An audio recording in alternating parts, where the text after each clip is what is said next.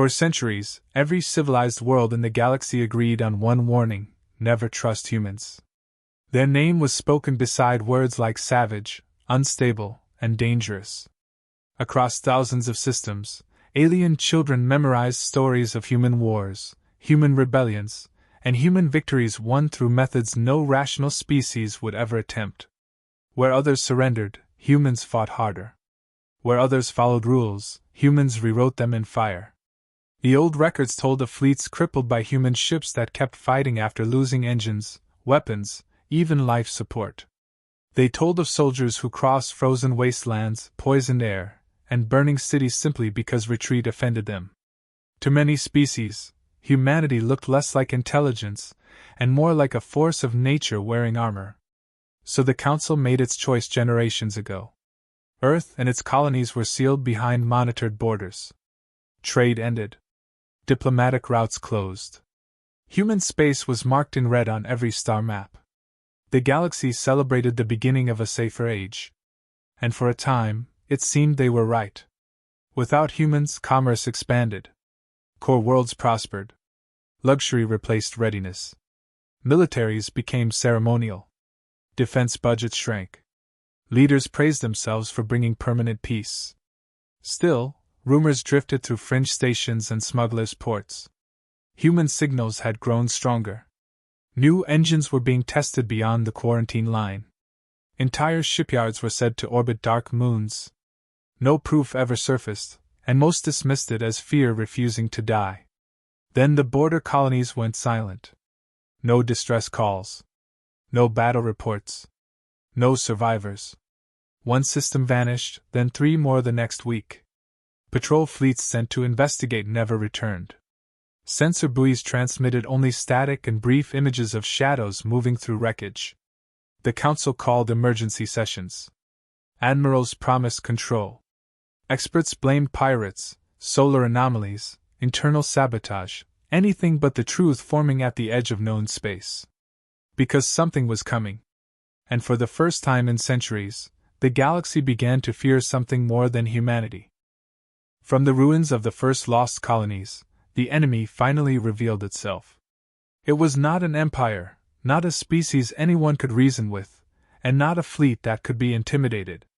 It was a machine swarm, billions of autonomous warforms moving as one mind through the dark between stars. They did not conquer worlds. They stripped them. Metals, oceans, atmospheres, even orbital stations were broken apart and fed into endless factories riding behind the front lines. The first defense armadas opened fire with confidence. Plasma lances burned through thousands of targets. Then the swarm adapted. Armor shifted. Heat was redirected. Communication signals were copied and corrupted. Missiles turned back on their launchers. Within hours, proud fleets that had guarded sectors for centuries became expanding debris fields. Panic spread faster than the machines. Refugee convoys jammed jump lanes. Ports overflowed with families carrying whatever they could hold. Food systems collapsed under sudden population surges. Core worlds that had mocked frontier warnings now watched invasion markers move closer each day. The Council fractured under pressure. Some leaders demanded unified resistance. Others sealed borders and abandoned neighboring species. Old alliances died in shouting chambers while entire systems vanished outside the windows. Every plan failed. Fortress stations were bypassed. Minefields were mapped and neutralized. Experimental superweapons detonated harmlessly against sacrificial drone layers while the real swarm advanced elsewhere. There was no pride left, only delay. Then archivists searching forbidden records found something buried under centuries of censorship. Long before exile, humans had fought adaptive enemies in their own wars, foes that learned, copied, and multiplied. Humanity had survived by becoming harder to predict than the machines themselves. The chamber fell silent when the suggestion was spoken aloud. Ask Earth for help. Many refused instantly. Better death than humiliation. But another 7 colonies disappeared before the vote ended. With trembling hands, the Council activated an emergency channel aimed at the quarantined human border.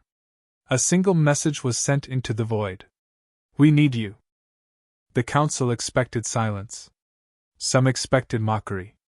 Others feared the machines would reach the core worlds before any reply arrived. Instead, the answer came in less than 4 minutes. Coordinates received. Hold your lines. Humanity is inbound. No threats. No demands. No mention of exile.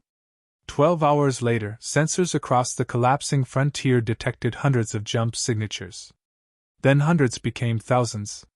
Human fleets poured into contested space in organized waves, not elegant like alien cruisers, but dense, armored, and brutally practical.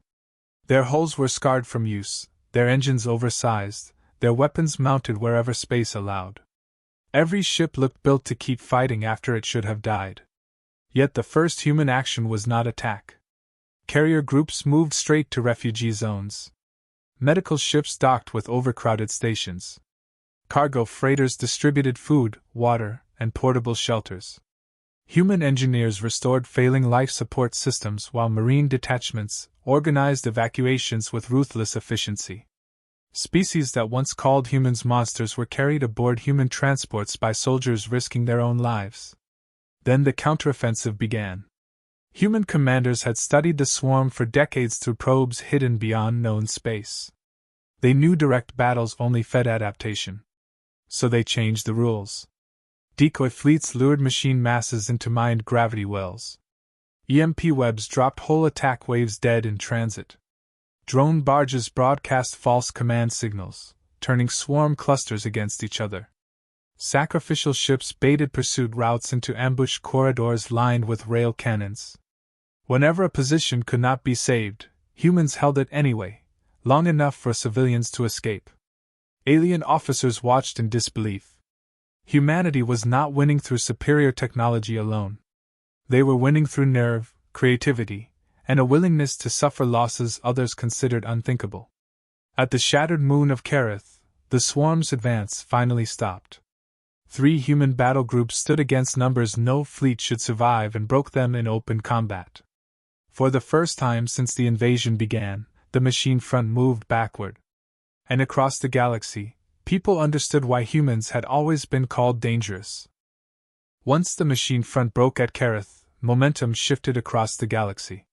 Species that had hidden behind sealed borders reopened their fleets and joined the human command network. What the Council could not build through politics, humanity built through necessity. Supply lanes were restored, refugee worlds stabilized, and coordinated strikes began pushing the swarm back system by system. Human planners never gave the machines time to adapt. One day they used heavy carriers as shields for smaller strike craft. The next day they abandoned fleets entirely and hit foundries with stealth teams and relativistic missiles. Every victory forced the swarm to divide resources, recalculate patterns, and fall behind. For the first time, the enemy was reacting instead of advancing. Then scouts found the source. Buried inside a hollow dwarf planet was the Central Command intelligence directing every machine wave. It was protected by enough defenses to destroy any approaching armada. So humans chose the option no algorithm predicted. Boarding. Volunteer assault teams crossed through debris, cut into the planetary shell, and fought room to room toward the core while Allied fleets held the outer guns at bay.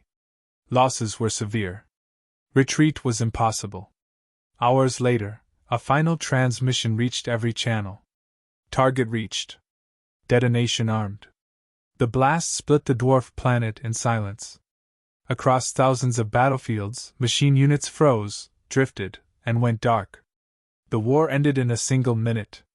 When the surviving leaders came to Earth, they offered treaties, wealth, and formal apologies for centuries of fear. The human reply was simple. You were right to call us dangerous. Dangerous to anything that hunts the helpless. Dangerous to tyrants who mistake mercy for weakness. Dangerous to monsters that believe no one will stand against them.